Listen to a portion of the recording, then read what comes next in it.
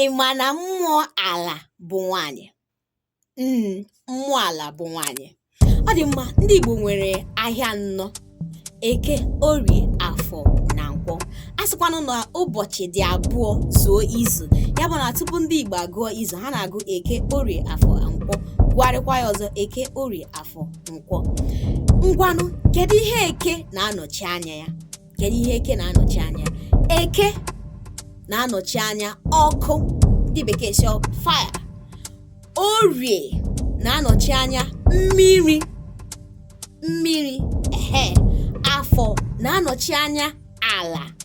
Nkwọ na-anọchi anya ikuku. Asịkwa m gị kwere o ma ọ bụrụ na ị bụ onye ụka, mana nke bụ eziokwu bụ na anyị amarana na mmụọ na-achịkwa ala bụ nwaanyị. Ọtụtụ ndị ekweteghị na ọ bụ nwaanyị. Amazịnụ ka ihe mere iji kwete na ọ bụ nwaanyị bụkwa na ọ bụ nwoke.